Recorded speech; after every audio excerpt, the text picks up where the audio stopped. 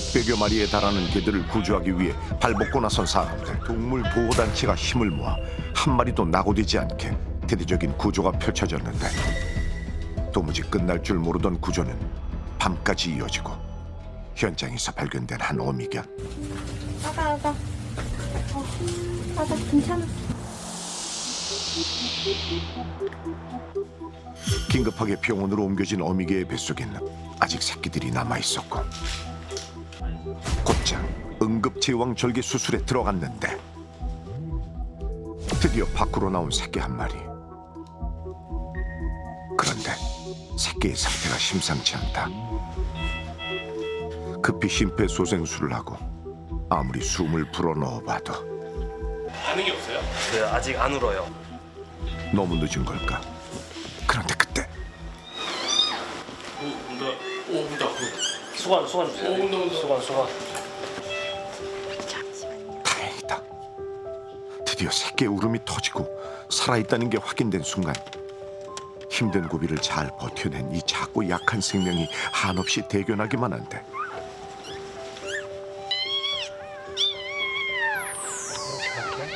그렇게 세상 밖으로 나온 4마리의 새끼들. 만약 구조가 되지 않았다면 녀석들의 울음소리를 들을 수 있었을까? 첫 번째 애기도 좀 빨리 왔으면 살았을 수도 있는데 그래도 지금 엄마도 건강한 거, 애기들도 수술하는데 옆에서 뭐 울고 하니까 안소독액 좀 갖다 달라고 진짜 다행입니다. 뱃속에 남겨진 새끼들을 지켜낼 수 있어 얼마나 다행인지. 그렇게 어미는 새끼를 품에 안을 수 있게 됐다. 제 얼굴보다도 더 큰 이 혹은 대체 뭘까? 이 비그라이는 복강 안에 있는 장기 대부분이 나왔어요. 이게 탈장된 지 너무 오래돼가지고 그 부분에 이제 복수도 차 있고 사실 염증이 좀 심한 상태였어요. 어쩌다 이렇게 심한 탈장이 된 걸까? 뭐 출산이나 이런 걸 너무 반복적으로 하다 보니까 근육이 아마 많이 약해졌을 거예요. 서해부는 원래 동그란 이제 구멍이 하나 있어요. 근데 근육이 약해지다 보면 그 부위가 넓어지는 거죠. 그럼 그 사이로 지방이 나오고 뭐 방광이 나오고 복강 안에 있는 장기들이 이제 이렇게 나올 수 있는 거죠. 그렇다면 녀석은 그간 어떤 삶을 살아온 걸까? 그런데 이해할 수 없는 일은 이뿐만이 아니었다. 구조된 만삭견들의 뱃속에서 새끼가 이미 사산됐거나 출산 중에 죽는 경우가 빈번했던 건데 충격적이게도 한 녀석은 태어난 새끼를 먹어버렸다고. 대체 왜 이런 일이 벌어진 걸까? 그러니까 어미개가 극도의 스트레스나 불안감에 놓이게 되면 새끼를 지키기 위해 먹어서 흔적을 지우는 이상의 행동이 나타날 수 있다는 것. 그런데 약품이 잔뜩 있네. 자일라진 이것도 마취제거든. 옥시토신 이거는 분만 유도하는 거. 현장에서는 분만 유도제와 마취약 등 다양한 의약품이 발견됐다. 대체 이게 왜 이곳에 있는 걸까? 특이한 거는 이제 숙시닐콜린이라고 해서 근육을 완전히 이제 이완시키는 약물인데 한마디로 재우는 약은 아니거든요. 정신을 깨어 있는 상태에서 내 온몸이 마비가 돼서 숨을 못 쉬어서 나중에 사망을 하게 되는 되게 무서운 약물입니다. 일반적인 동물병원에 있지도 않아요. 그 안에서 태어나고 죽어간 수많은 생명들. 대체 이곳의 정체가 뭘까? 믿기지는 않는데요. 불법 번식장이었고요. 그 업주는 25년 동안 그 자리에서 불법 번식업을 계속 하고 있었던 것입니다. 이 우리나라에서 이 긴 세월 동안 우리나라에 유행한 모든 개들이 다 있어요. 저쪽에 가면은 되게 좀 고급 견종으로 알려져 있는 뭐 킹찰스 스파니엘. 지금은 유행이 좀 지났거든요. 그러다 보니까 나이가 많은 것 같아요. 이곳에서 나올 수 있는 때는 얘네가 나올 수 있는 때는 강제 교배 당할 때, 강제 인공수정 당할 때 아니면 죽어서예요. 죽지 않고선 벗어날 수 없는 번식장이기. 이 수많은 개들은 남자의 돈벌이 수단이었던 걸까? 새끼들은 여기서는 못 팔아요. 대형 매장이 판매가 차단이 되고 난 뒤로 왜 차단되셨어요? 근데 아무래도 불법이라고 차단돼요. 그래서 차단됐어요. 몇 년도에 차단되는데 한 2, 3년 된 거. 2, 3년 전에 차단. 내가 여기서 새끼를 제대로 팔았으면 그랬겠어요. 구조 다음 날 개들의 절규가 넘쳐나던 번식장은 언제 그런 일이 있었냐는 듯 고요하기만 하다. 25년 만에 세상에 드러난 이곳. 이 녹슨 철장 안에서 얼마나 많은 개들이 아파하고 고통받았을까. 불법 번식장의 존재가 밝혀지고 그 안에 감춰져 있던 개들이 구조가 됐지만 혹시 발견하지 못한 개들이 더 남아있는 건 아닐지. 다시 한번 현장 점검에 나선 사람들. 미로와 같은 방 구석구석까지 개들이 있었기에 신중하게 최종 점검에 나선 그때였다. 시민석 대표의 눈엔 서류 하나가 눈에 띄었는데 그 안에는 올해 5월 8일이네. 5월 8일이죠. 응, 올해 5월 8일.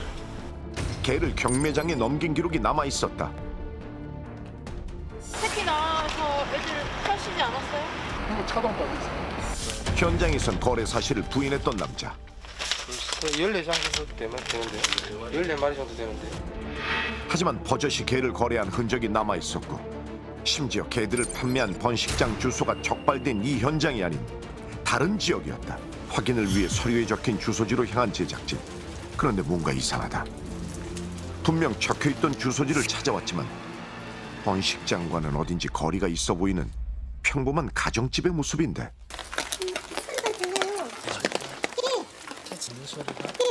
매일 나갈 때마다 들렸어. 왜 소리가 들리나 싶어가지고. 이곳의 정체가 의문스럽던 그때 누나야 봐도 진짜 악몽으로 보이던 사람들이 이게 또 왜 하세요? 여기 좀 합시다. 불법 번식장을 운영하는 남자가 왜 여기 있는 걸까? 이게 뭡니까? 예? 이게 했습니다. 뭐냐고요? 모르겠는데 허가증 있고 허가증에 의해서 합법적으로 갖다 놓고 관리하고 또 여기서 새끼 나오면 또 파는 게 거의 다고.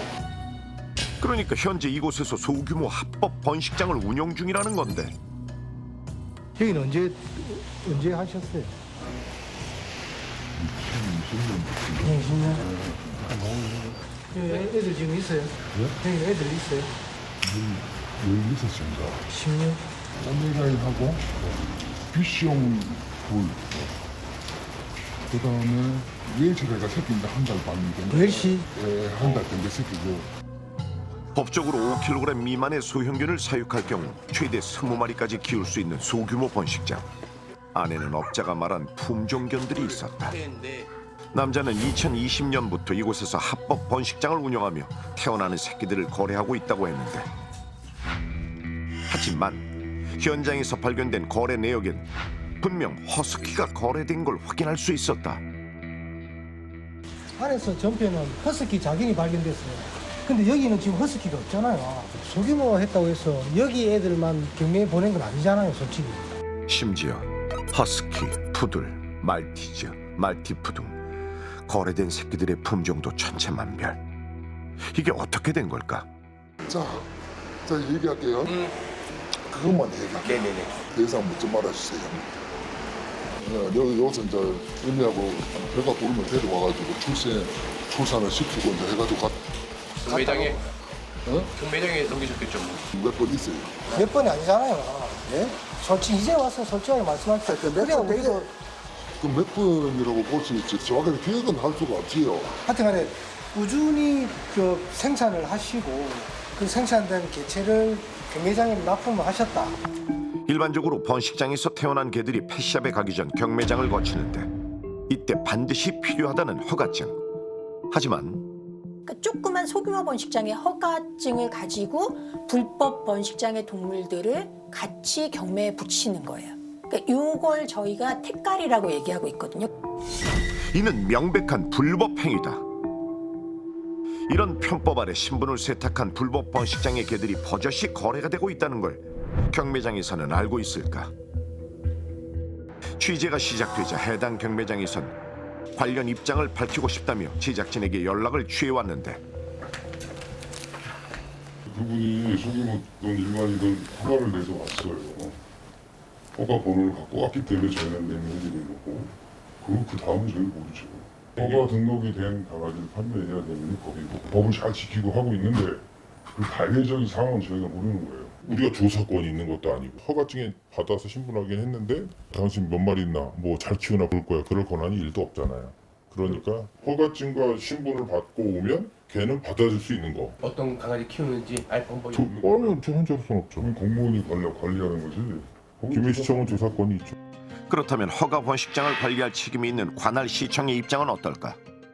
보통은 현재 법에 의해서는 이제 거래 내역 신고라고 자기가 출한 내용에 대해서 개체에 대해서는 저희한테 시에 신고를 하게끔 되어 있는데 그게 그걸 안 했다고 해서 저희가 뭐 처분이나 갈대로 처분 대상이 아니거든요. 그 영업장에 대한 시설 점검이나 준수사항을 점검하는 거기 때문에 이분이 타 지역에 뭐 이런 번식장 운영한다 그거는 전혀 알 수가 없는 상황이라서 과거 번식업에 종사했던 업자에게서 업계의 실태를 들을 수 있었는데 불법 농장 생긴 이유가 뭐겠습니까? 다 팔로가 있으니까 하는 거 아니에요. 팔로가 없는데 개 100마리, 200마리 키울 자신이 있으세요? 없습니다. 어디서 팔 거예요? 내가 봉사하는 것도 아니고 애들 사료금에도 만만치 않은데. 그러면 누군가는 허가 받은 농장에서 그걸 대리로 팔아준다는 얘기가 나오거든요. 그 소위 말하는 대가리? 예, 그렇죠. 그 마리당 뭐 수수료 2, 3만 원 받든지 뭐 우유 받든지 아는 농장에다 내가 부탁을 하는 거죠. 부탁을 하면 해주죠. 왜? 한 마리 2만 원 번다 하면은 10마리는 20만이고 100마리면 200만이란 말입니다. 200만원 돈이 공동이 생기는데 안 하겠어요? 하죠. 그렇게 해서 남의 이름으로 올리는 사람도 있고 저 같은 사람은 그냥 샀어요. 의심도 안 하고? 그거 가지고 뭐 자기들이 돈 버는 게 목적인데 남의 거면 어떻고 옆집 거면 어때요 그거. 반짝이는 쇼윈도에 서게 되는 이 예쁜 강아지들이 끔찍한 비극 속에 운 좋게 살아남은 거라면 우리는 마냥 이들을 웃으며 가족으로 맞이할 수 있을까? 이번 불법 번식장에서 600여 마리의 개들이 구조됐지만 구조된 후에도 이들의 고통은 끝나지 않고 있다. 뒤늦게 나타난 몸의 이상 증세로 병원을 찾은 한 녀석. 배가 많이 부르진 않았지만 임신이 의심된다는 녀석은 곧바로 초음파 검사에 들어갔는데 태아의 형태가 좀 이상하죠? 써진 것 같은데 태아의 형태가 굉장히 지금 비정상적입니다. 혈액의 흐름 자체가 없어져요. 이미 뱃속에서 태아가 사망한 지 시간이 좀 지난 것 같습니다. 어미의 뱃속에 자리 잡은 태아의 형태가 무척 기이한 데다 이미 사산된 것 같다고. 이대로라면 어미까지 위험할 수 있게 곧장 수술에 들어갔다. 그런데 뱃속에서 죽은 새끼를 꺼내든 순간 한두 달 된 건 아니에요. 거의 한 1년 정도 이상은 되지 않았을까 싶고 미라마가 된 것 같아요. 사산된 새끼가 부패되지 않고 미라처럼 굳은 상태. 그것도 어미의 뱃속에 1년 넘게 있었다니 이게 어떻게 가능한 걸까? 자기 새끼를 몸속에서 뱃속에서 계속 품고 있던 어미 마음이 어떨까요? 뱃속에서 몇 년 동안 이렇게 있었던 거는 우리한테 할 말이 있었을 것 같아요. 심장이 멈춘 새끼를 끝내 뱃속에 품고 있던 어미. 그건 어쩌면 절망뿐인 세상에 내보내고 싶지 않은, 그렇게라도 지키고 싶었던 어미의 간절함이 아니었을까. 자신을 갈아 넣으면서도 살고자 했고 살아남아야 했고 지옥과 같은 곳에서도 새끼를 지키고 싶었을 어미개의 처절한 절규를, 고통을, 그 절망을 우린 왜 여전히 외면하고 있는 걸까? 동물 키워보신 분들 다 아실 거예요. 그들을 통해서 우리가 얼마나 행복해지는지. 그런데 사람이라면 단 한순간도 살 수 없는 그런 고통스러운 환경 속에 동물들을 놔두고 그간 그냥 있어 왔으니까 그대로 둘 일인지. 이 동물이 어떠한 환경에서 지내왔을까에 대한 그런 고민을 한번 먼저 해주셨으면. 어미의 눈물과 고통 속에 태어난 작고 귀여운 생명. 이들을 보며 우린 마냥 웃을 수 있을까? 반짝이는 유리관 뒤에 가려진 어미개들의 슬픈 눈빛을, 사랑스러운 이들 뒤에 감춰진 절망과 고통을, 온몸에 새겨진 끔찍한 상처를 더는 외면하지 않길 바라고 또 바라본다.